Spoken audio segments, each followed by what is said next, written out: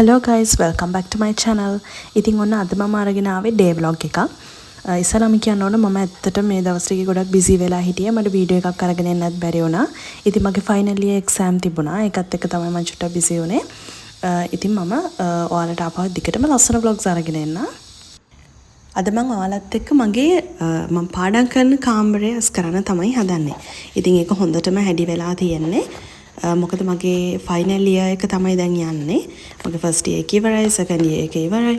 ඉතින් මම first year එකේ සෙකන්ඩ් ඉයර් එකේ තියෙන නෝට්ස් හැම ඔක්කොම අයින් කරනවා. මොකද හේතුව දැන් ඒ වගේ රිසල්ට්ස් ඇවිල්ලත් ඉවරයි. ඉතින් ඒකේ තියෙන නෝට්ස් ඔක්කොම අයින් කළා. මගේ ෆයිනල් ඉයර් එක ඉවර වුණේ ඉරිදා. ඉතින් ඒකේ නෝට්ස් ටික විතරක් මම තියාගෙන ඉන්නවා. අනිත් ඔක්කොම මම අයින් කරනවා. මම දැන් මේ කරන්නේ මගේ first year second year notes ටික ඔක්කොම අයින් කරන එක. මේ නම් මගේ ෆස්ට් ඉයර් එකේ නෝට්ස් වගේ. මම දැන් කරන්නේ ඉස්සලා මේ වගේ තියෙන ෆයිල් ක්ලිප්ස් ටික ගලවලා මේ ටික ඔක්කොම එක බන්ඩල් එකක් විදියට හදනවා. ෆස්ට් ඉයර් එකේ පොලිටිකල් වලට මට තිබුණේ C- එකක්. ඉතින් ඒකට තමයි මට C- එකක් තිබ්බේ. ඉතින් මම හිතුවා ආපහු පොලිටිකල් ලියන්න ඕනි කියලා. ඒත් අවුරුද්දට එක C- එකක් තියාගන්න පුළුවන් නිසා මම පොලිටිකල් ලියන්නේ නැහැ. ඇත්තටම කිව්වොත් ළමයි ඒක පාඩම් කරන්න ගොඩාක් තියෙනවා. හරිම කම්මැලි. ඉතින් ඒක මම ලියනවා කියලා හිතුවත් ලියන්නේ නැහැ කියලා හිතුවා. C- එකක් තියාගෙන ඉන්න පුළුවන් හින්දා. ඉතින් මම ඒකේ නෝට්ස් ටිකත් අයින් කරනවා. මේ තියෙන්නේ ඉකෝන්ස් වල නෝට් වගේක්. මම කොහොමත් ෆස්ට් ඉයර් එකේ ඉඳලම මේ විදිහට ෆයිල්ස් වලට වෙන් කරලා ඒකට තියෙන අදාළව තියෙන සබ්ජෙක්ට්ස් වලට අදාළව තියෙන නෝට්ස් ටික මම වෙන වෙනම තියාගෙන හිටියා. මම ගොඩක් පොත්වල නෙමෙයි කරේ මේ වගේ A4 sheets අරගෙන වෙන වෙනම ඒ පාඩම් වලට අදාළව මම notes ටික හදලා තියාගත්තා.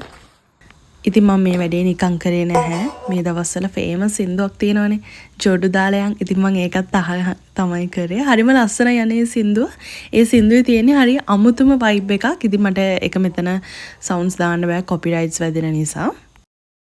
මේ තියෙන මගේ ඩිග්‍රී එකේ පාස් පේපර්ස් වගේක්. ඉතින් මම මේ ටික ඔක්කොම එකට එකතු කරලා මම මේ ළඟදී ලියපු මගේ ෆයිනල් එකේ පේපර්ස් ටිකත් මෙතන තියෙනවා.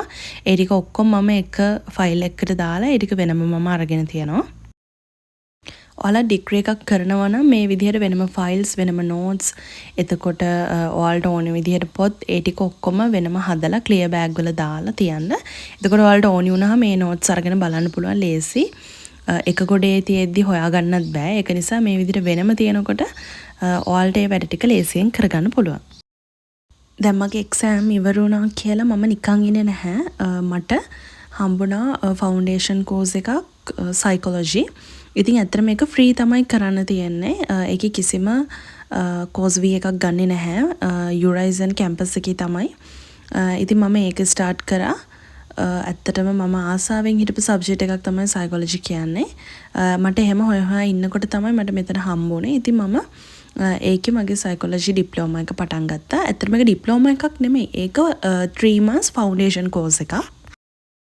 ඉතින් මම මේ දවස් ටිකේ නම් ඒකට පාඩම් කරන ගමන් තමයි ඉන්නේ. මොකද ඒකේ එක්සෑම් එක තියෙනවා next month එකේ. ඒක 3 months කෝස් එකක්නේ. මේ තියෙන්නේ දැන් අපිට සාමාන්‍යයෙන් සමහර ජොබ්ස් වල පර්මනන්ට්ව යන්න යනකොට ඒවට තරඟ විභාග වලින් තමයි ගන්නෙ.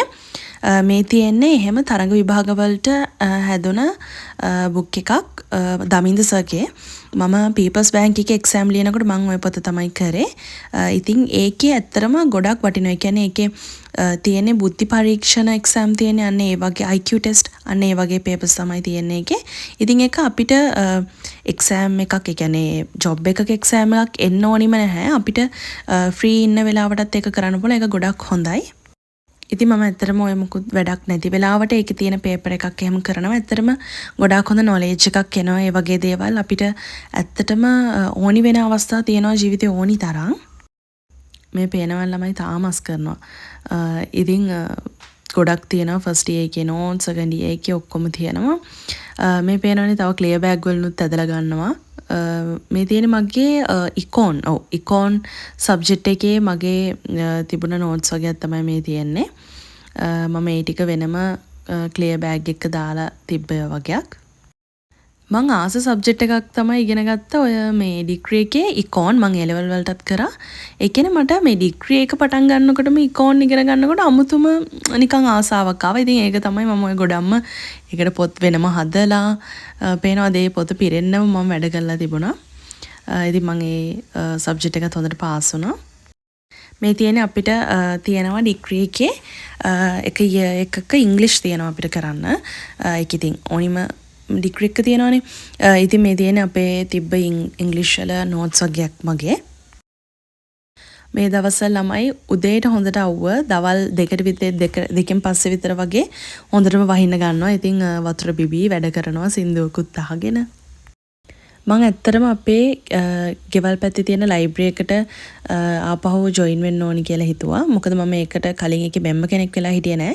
ඉතින් අම්මයි මයි දෙන්නම ඒකේ ඇප්ලිකේෂන් දෙක ෆිල් කරලා ඒකේ මෙම්බර්ස්ලා වෙන්න ගත්ත ඇප්ලිකේෂන් දෙක තමයි මේ තියෙන්නේ. ඉතින් මේ තියෙන්නේ මගේ පරණ පොත්වලින්. ඒ කියන්නේ මම ওই නෝට්ස් ලියලා ඉතුරු වෙන පොත්වල කොළ ටික තියෙනවනේ. කොළ ටික කඩලා ගන්නවා. මොකද මට ඉස්සරහට තව මොනවාරි එක්සෑම් එහෙම තියෙනවා. එතකොට ඒ දේවල් වලට ඕනි වෙයි කියලා මම කොහොමත් ඉතුරු වෙන කොළ ඔක්කොම එකතු කරලා මේ විදිහට වෙනම ක්ලියර් බෑග් එකක දාගෙන තියාගන්නවා. එතකොට මට ආපහු අලුතෙන් පොත් ගන්න ඕනි නැහැ. පොත් ගන්න ඕන වෙන වෙලාවල් තියෙනවා අපිට. හැබැයි ඉතින් ගොඩක්ම අපි කොළවල වැඩ කරන නිසා මේ විදිහට ඒ කොළ ටික දාගෙන තියාගත්තාම ලේසි. මේ තියෙන්නේ අර මම ඔයාලට ඉස්සලාම් පෙන්නුවේ මගේ ඩිග්‍රී එකේ පාස් පේපර්ස් ටික. ඒ ටික මම මේ විදිහට ෆයිල් එකකට දැම්මා. ඩිග්‍රී එකක් කරනවා කියන එකත් ඇත්තටම ලේසි නැහැ. ඒක කරගත්තොත් අපිට ඇත්තටම වටිනවා. මොකද හේතුව අපිට ඉගෙන ගන්න තියෙන දේවල් මේ අවුරුදු 3ට මම ඉගෙන ගත්ත දේවල් ගොඩාක් තියෙනවා. ඉතින් ඇත්තටම තමන් ග්‍රැජුවේට් කෙනෙක් කියන එක කොහොමද කියන එක තමන්ට ඒක විඳින්න ඕනේ. මටත් ඇත්තටම මේ ෆීලින් එක දැන් දැනෙනවා. මම තාම ග්‍රැජුවේට් කෙනෙක් නෙමෙයි. හැබැයි ඉස්සරහට මේ වැඩත් එක්ක මම දන්නවා මට ඒ ටික හොඳට කරගන්න පුළුවන් කියලා. ඉතින් ඔයාලත් කවුරු හරි ඩිග්‍රී එකක් පටන් ගත්තේ නැති කෙනෙක් නම් ඩිග්‍රී එකක් කරන්න කට්ටක් ගන්න තියෙනවා කොහොමත් ඕනිම දෙයක. ඉතින් ඒක ඉස්සරහට එන රිසල්ට් එක ගොඩාක් වටිනවා. මෙතන තමයි මගේ පොත් එහෙම තියලා තියෙන්නේ. ඒ කියන්නේ මගේ කබඩ් එකෙත් පොත් තියෙනවා. මෙතනත් මගේ පොත් තියෙනවා. මම මෙන්න මේ ටේබල් එකේ තමයි පාඩම් වැඩ කරන්නේ. ඔක්කොම අස් කරලා හැම වෙලාව බලනකොට දැන් වෙලාව 2:00ට වගේ ඇති. ඉතින් මම වැස්සකට කලින් ටක් ගාලා නා ගන්න ඕනි. ඉතින් නාලා හැම කාලා පාඩම් කරන්න ආපහු පටන් ගන්නකොට හොඳටම වහින්න පටන් ගත්තා. ඉතින් වැස්සත් එක්ක එක්සෑම් උත් ඉවර එකේ කම්මැලි නිසා මං චුට්ටක් නිදාගත්තා. ඉතින් ඔහොම තමයි මගේ දවස ගත වුනේ. ඉතින් මං ආපහු ඔයාලට ලස්සන vlogs අරගෙන එන්නම්. ඔයාලා මාව subscribe කරලා තියාගන්න. මගේ videos බලන ඔයාලා හැමෝටම ගොඩක් ආදරෙයි.